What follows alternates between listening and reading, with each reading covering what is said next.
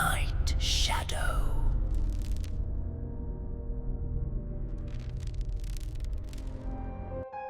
You probably know Oregon for its breathtaking landscapes, the rugged coast, the lush forests, that whole pioneering spirit thing. But beneath that picturesque surface, there's a darker history simmering. It's a history of hardship and tragedy that has stained the land and maybe even torn the veil between our world and the next. You can really feel the spirits of those who suffered here. They're still hanging around. Their stories echo through old hotels and whisper down the corridors of abandoned forts. These aren't just campfire tales.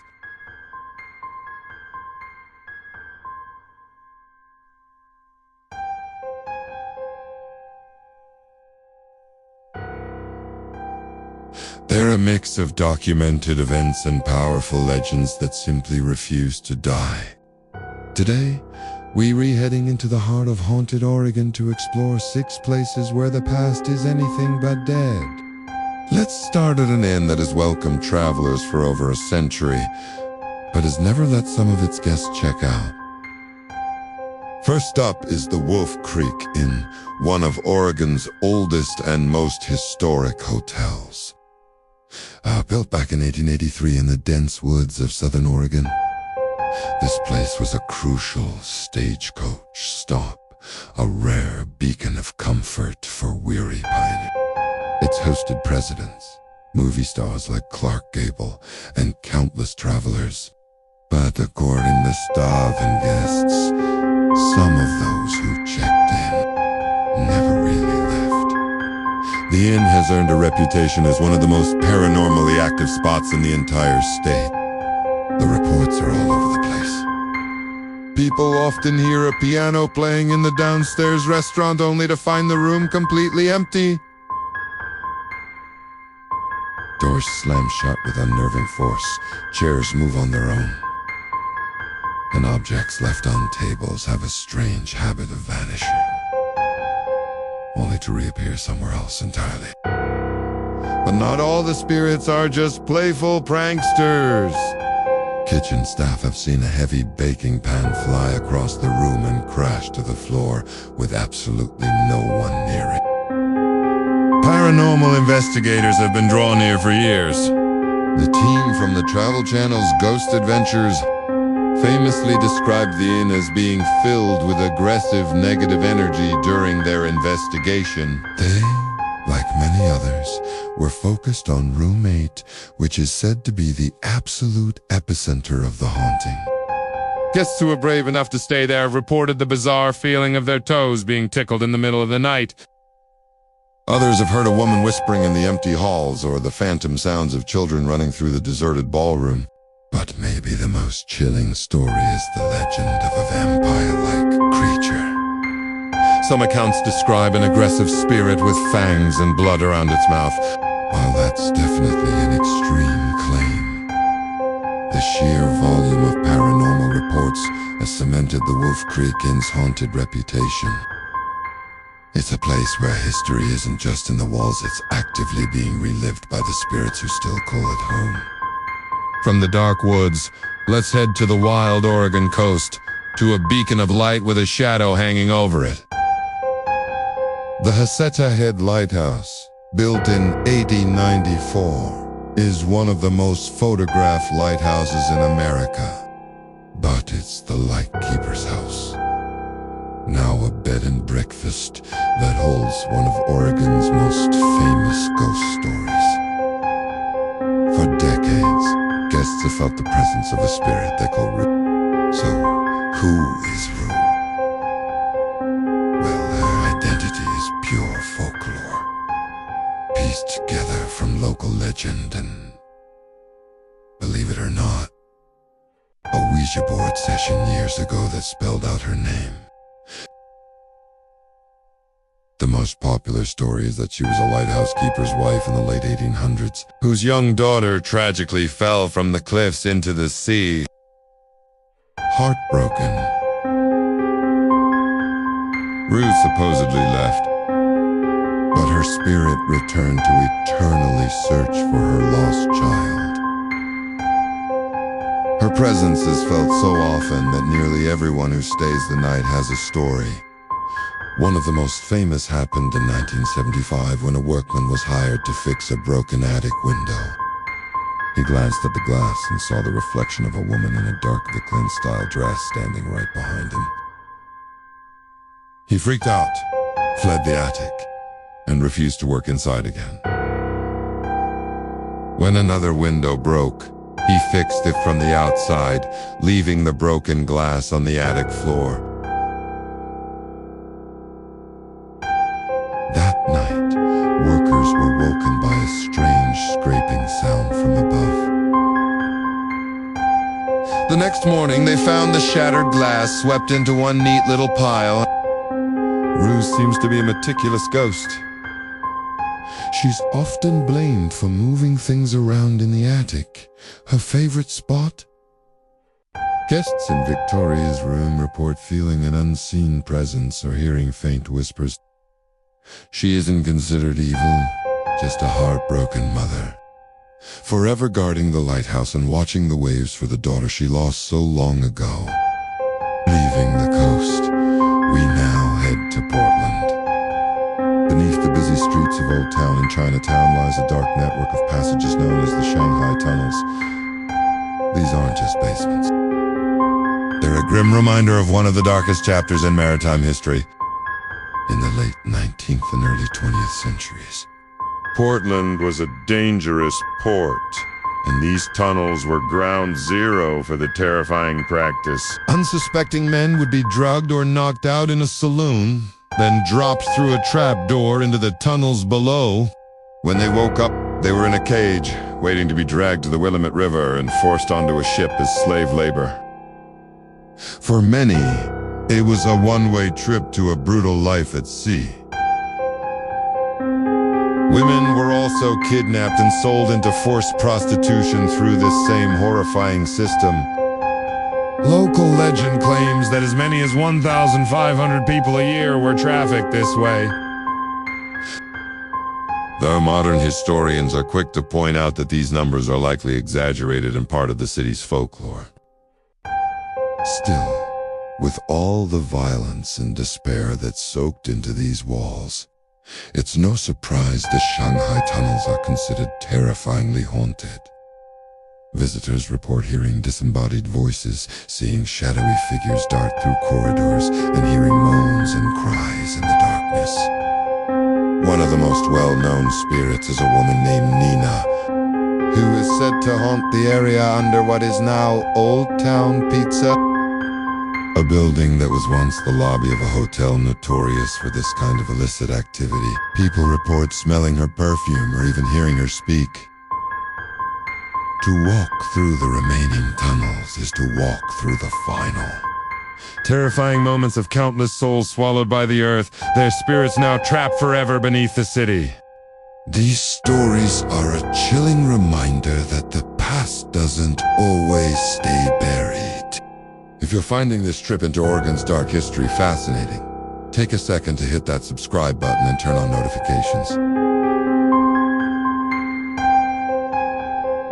We've got 3 more terrifying true stories to get to, and you won't want to miss what's next. Now, let's get back to the darkness. Our journey now takes us back to the coast, to the mouth of the Columbia River, where the imposing ruins of Fort Stevens still stand guard. This military base was active from the Civil War, all the way through World War II. Its most famous moment. On June 21st, 1942. A Japanese submarine surfaced and fired 17 shells at the fort.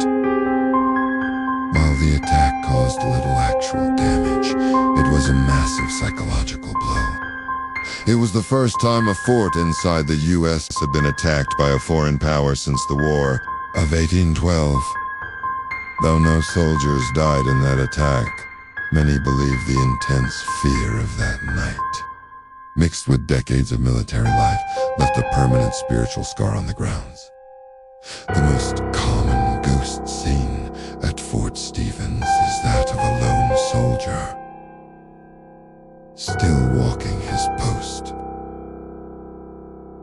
He's almost always described as a man in a World War II era uniform, patrolling the paths near the historic Battery, Russell. Visitors have walked right past him, given a silent nod, and then turned around to find he's completely vanished. Battery Russell itself is a paranormal hotspot. People feel sudden, intense chills in the dark concrete bunkers, even on warm days. The sound of disembodied boots has been heard running on the concrete, and some have even reported hearing a faint, staticky voice whispering military commands. The haunting also extends to the campgrounds, where people have been woken up by the sound of heavy boots crunching on the gravel right outside their tents. When they look, no one is there.